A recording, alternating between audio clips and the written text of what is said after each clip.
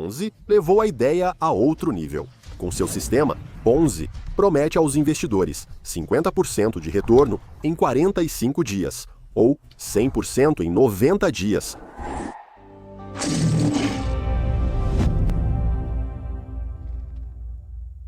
Olá, equipe Mindset! Hoje contaremos a história de um nome famoso, Ponzi.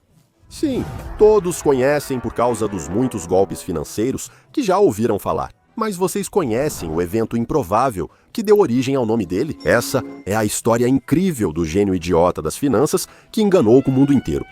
Houve uma época em que o mundo das finanças se maravilhava com o gênio de Charles Ponzi, o homem que estava à frente de um dos investimentos comerciais mais lucrativos da América. Ele tinha milhões de dólares disponíveis, com multidões implorando para que ele aceitasse seu dinheiro. Ninguém sabia que o negócio de Ponzi era baseado apenas em mentiras. Todo esse esquema era uma fraude escandalosa que tornou Ponzi um homem muito rico, mas arruinou a vida de milhares de inocentes. A fraude de Ponzi foi tão marcante que 100 anos depois, golpes desse tipo ainda levam seu nome, Esquema Ponzi. Este vídeo revela a verdade inédita sobre o homem por trás do golpe e sobre como ganhar milhões de dólares às custas das nossas vidas. Carlos Ponzi nasceu na Itália em 3 de março de 1882. O pai dele era um carteiro trabalhador e sua família vivia bem, mas havia mais sobre ele. Os avós e bisavós de Ponzi foram empresários, comerciantes e funcionários públicos bem-sucedidos. A devoção à classe trabalhadora realmente afetou Ponzi desde muito jovem e o deixou amargo e ressentido. Ele se perguntava por que tinha que sofrer com a má sorte de sua família, por que ele não nasceu rico, para viver sem se preocupar com trabalho ou dinheiro. Ponzi, ainda adolescente, herdou uma quantia modesta após a morte do pai. Ele usou o dinheiro para se matricular, já que sua mãe insistia que ele estudasse em uma universidade prestigiada. Para estudar lá, mas Ponzi tinha outros planos. Ele preferiu gastar suas economias com roupas da moda e restaurantes sofisticados, em vez de estudar e ir às aulas. À noite, talvez teatro, ópera ou jogos no cassino com amigos ricos. Nada era extravagante ou caro demais para ele. Ponzi fingia ser como seus amigos ricos e ter muito dinheiro, mas era uma ilusão, e um dia tudo desmoronou ao seu redor. O dinheiro de sua herança finalmente acabou, obviamente, e como seus estudos tinham sido completamente negligenciados, ele não tinha nenhuma chance de conseguir seu diploma. Seu tio sugeriu que você trabalhasse no escritório, mas a ideia de um emprego das 9 horas às 17 horas repugna Ponzi, que se acha bom demais para trabalho subalterno. Ele acredita que só há uma opção: ir para a América e enriquecer. Em 1903, Ponzi chegou a Boston sentindo profunda vergonha por decepcionar sua mãe. Acho que só poderia me redimir voltando à Itália como homem rico. O único problema era que ele não fazia ideia de como fazer isso. A América foi um choque de realidade essencial para o jovem Ponzi. Sem herança, dinheiro ou parentes para ajudá-lo. Mesmo não gostando do trabalho físico, ele precisava trabalhar para comer. Ponzi passou os anos seguintes percorrendo a costa leste de Nova York até a Flórida. Ele foi pintor, garçom, balconista, lavador de pratos, operário, vendedor de seguros e consertador de máquinas de costura. Nenhum emprego dele durou muito tempo.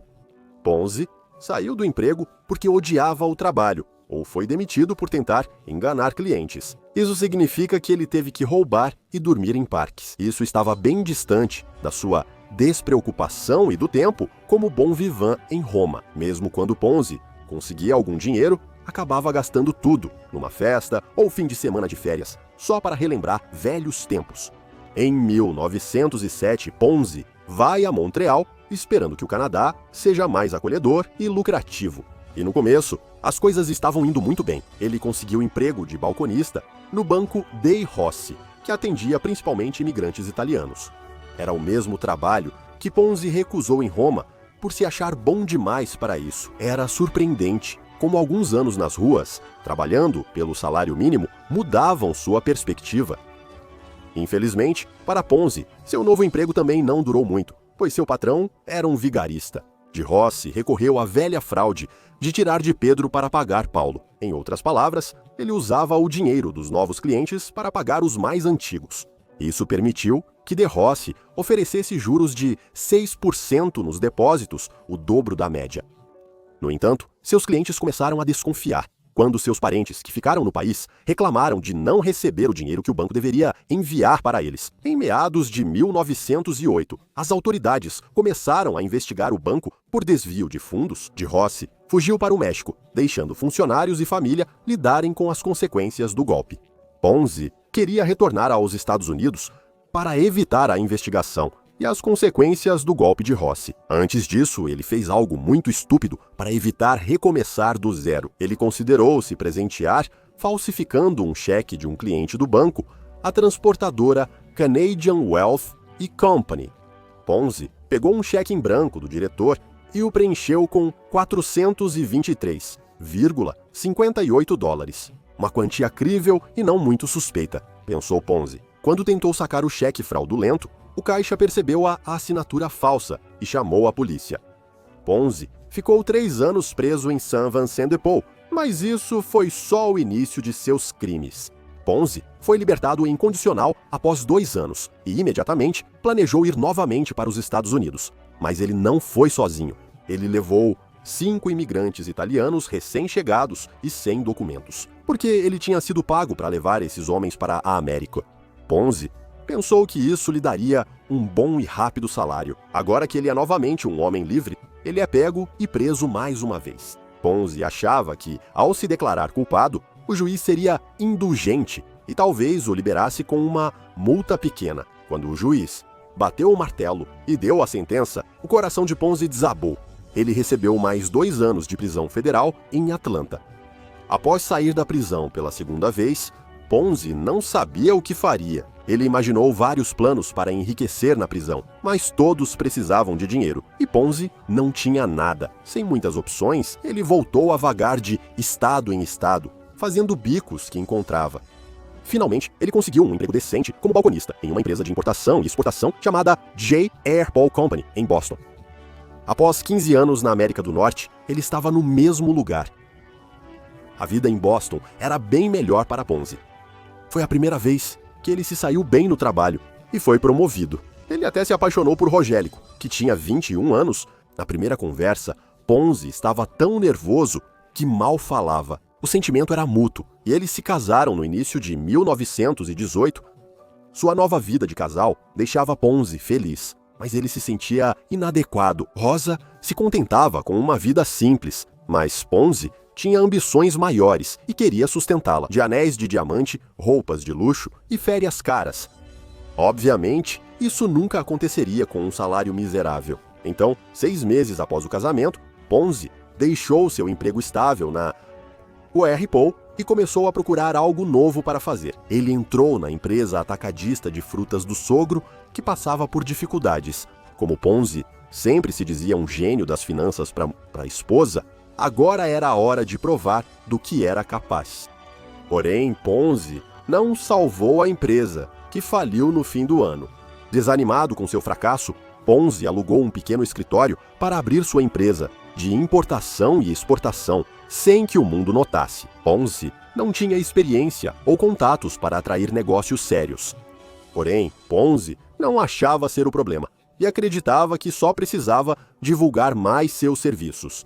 Infelizmente, alguns cálculos rápidos fizeram Ponzi perceber que os custos estavam muito além do seu alcance. É por isso que o negócio dele acabou se tornando um fracasso. O lado bom para Ponzi foi que o fracasso gerou sua próxima ideia. Quando Ponzi percebeu o custo de divulgar seus serviços, ele pensou que talvez devesse publicar sua própria revista profissional, para que outras empresas lhe pagassem o mesmo tipo de taxa de publicidade. Ponzi não tinha experiência em edição, mas já via nisso uma ideia de negócio milionária. Ele criaria a revista The Trader's Guide e a enviaria grátis para 100.000 empresas, dobrando a tiragem a cada edição. Segundo Ponzi, o envio custaria $35 mil, mas ele lucraria 80 mil com publicidade. Ele tinha certeza de que as empresas fariam fila para anunciar em sua revista. Confiante no sucesso, Ponzi aluga escritório maior e contrata 3 funcionários. Depois, ele começa a escrever e escrever para investidores e proprietários de empresas sobre a possibilidade de participar da primeira edição do Guia do Trader. Depois, a realidade atingiu Ponzi como uma tonelada de tijolos. Ninguém se interessava ou ligava para sua obscura revista profissional, e as pessoas certamente não estão dispostas a pagar essas taxas exorbitantes para aparecer nela.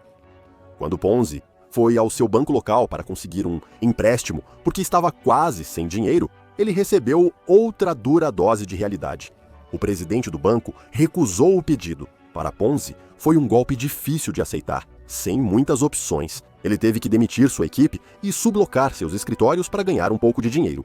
Mas seus sonhos e ambições continuam tão fortes quanto antes, e Ponzi espera que sua próxima ideia seja aquela que o tornará rico. Em agosto de 1919, ao examinar sua correspondência, Ponzi encontrou uma carta da Espanha. Quando acreditava que o Guia do Comerciante seria o próximo sucesso da publicidade, Ponzi não fazia negócio só na América. Ele pensou em traduzir seu guia para francês, alemão, italiano, espanhol e português e expandir os negócios para a Europa. A menos que ele tenha procurado várias empresas estrangeiras para parcerias, pelo menos uma parecia interessada. O autor espanhol da carta pediu um exemplar do guia. E Ponzi nunca tinha visto isso antes. O cupom Resposta Internacional era um cupom pré-pago, trocado por selos. Agências dos Correios em países da União Postal Universal. Era usado por quem enviava cartas ao exterior para pagar o custo da resposta, quando não esperavam que a outra pessoa pagasse o envio. Para Ponzi, isso o inspirou e mudou sua vida para sempre. Anos antes, Ponzi já conhecia o conceito de arbitragem, uma estratégia que consiste em comprar e vender um ativo em diferentes mercados para aproveitar a diferença de preço e obter lucro. Esses cupons resposta sempre eram trocados pelo mesmo valor de postagem em qualquer país, mas eles eram comprados por preços ligeiramente diferentes, dependendo das flutuações da moeda local. Ponzi poderia comprar um cupom resposta na Itália, onde a lira foi prejudicada após a guerra. Depois, revendia nos Estados Unidos da América por selos postais americanos, sabendo que o valor em dólares era um pouco maior.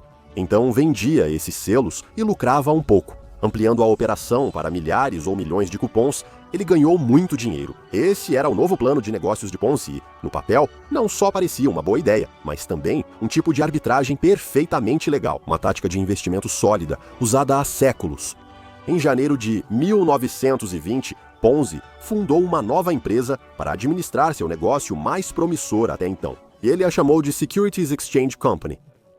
Infelizmente, para Ponzi, como muitas vezes antes, a realidade veio destruir suas esperanças e sonhos. Na verdade, os lucros da arbitragem eram tão baixos que o custo do envio entre países os anulava completamente. Literalmente, não havia o suficiente no mundo inteiro para sustentar o tipo de operação que Ponzi imaginava. Mesmo assim, ele não desistia da ideia. Ponzi acreditava que era sua chance de enriquecer e viver o luxo que julgava merecer. Assim, quando o negócio legítimo se mostrou inviável, ele transformou sua ideia na tristemente famosa pirâmide de Ponzi, que leva seu nome. Mesmo que não fosse bom, ele talvez conseguisse convencer outros de que daria certo e pegar seu dinheiro. O esquema Ponzi é parecido com a fraude de tirar de Pedro para pagar Paulo, algo que Ponzi presenciou ao trabalhar no Banco Rossi. Trata-se de convencer pessoas a investir em uma oportunidade de negócio prometendo retornos enormes em pouco tempo, com pouco ou nenhum risco. No entanto, o dinheiro deles nunca é realmente investido. O golpista fica com a maior parte do dinheiro e repassa só parte dos lucros aos investidores anteriores. E quando esses investidores veem retornos tão altos, a maioria deles aceita reinvestir seus lucros no negócio para ganhar ainda mais dinheiro. E tudo parece funcionar como anunciado. Muitos deles até falam dessa oportunidade para outras pessoas, porque acham que os ganhos são perfeitamente legítimos. Na verdade, esses primeiros investidores recebem parte do dinheiro dos novos investidores. É um sistema simples, mas eficaz, que explora a ganância e ingenuidade financeira, exigindo fluxo. Construtor. Novos fundos são necessários para o golpe continuar. Assim que o fraudador não consegue mais encontrar investidores novos o suficiente para pagar os rendimentos dos antigos investidores, o esquema geralmente desmorona. Apesar de levar o nome de Ponzi, ele não foi o primeiro a praticar esse esquema. William Miller, contador de Nova York, enganou investidores em $1 milhão em 1899 usando a mesma técnica. A atriz alemã Adele Spitzer pode ter realizado a primeira cadeia de Ponzi conhecida no início dos anos 1800 fora da América. Mas Ponzi levou a ideia a outro nível. Com seu sistema, Ponzi promete aos investidores 50% de retorno em 45 dias, ou 100% em 90 dias. Ele afirma ter uma vasta rede de agentes em todo o mundo que compram em grande quantidade e enviam para a América. Quando pediam detalhes sobre sua operação, Ponzi se recusava a revelar informações, dizendo apenas que não podia compartilhar o funcionamento exato. Isso pode ajudar a concorrência dele. A maioria dos bancos, empresas e investidores sérios evitou Ponzi. Eles sabiam que quando algo era bom demais para ser verdade, bem, estava ferrado. Qualquer pessoa com algum conhecimento em finanças sabia que era impossível Ponzi cumprir suas promessas. Mas não eram essas pessoas que Ponzi buscava. Ele queria pessoas que fossem como ele, com mais sonhos do que bom senso, que estavam sempre procurando a melhor maneira de enriquecer rapidamente.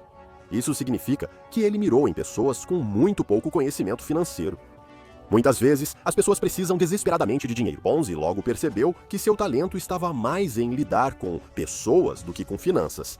Ele sabia como vender seu negócio sem parecer muito ansioso ou agressivo, como se não fizesse diferença para ele conseguir o dinheiro deles ou não. E Ponzi começou com pessoas do seu próprio bairro e fez com que 18 investissem no primeiro mês, após receberem a primeira rodada de lucros. As notícias se espalham rápido e logo milhares se aglomeram nas ruas diante dos escritórios de Ponzi, preparadas para investir nessa oportunidade incrível. Ponzi atraía mais clientes a cada mês, arrecadando mais de 250 mil diários. No auge, o Boston Post o chamou de gênio financeiro, aumentando sua credibilidade e atraindo mais investidores.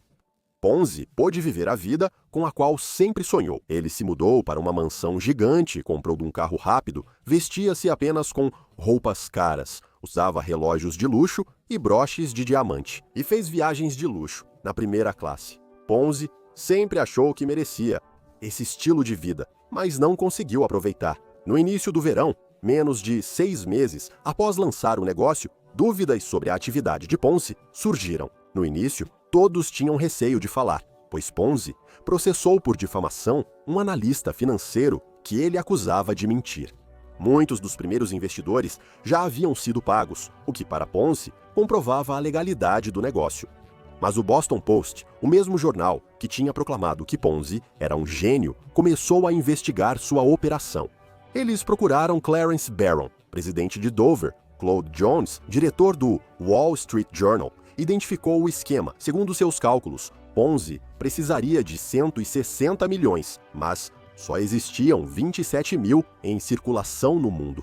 Em julho de 1920, o Post divulga na capa as conclusões de Barron, chamando Ponzi de fraudador e iniciando investigação sobre sua empresa.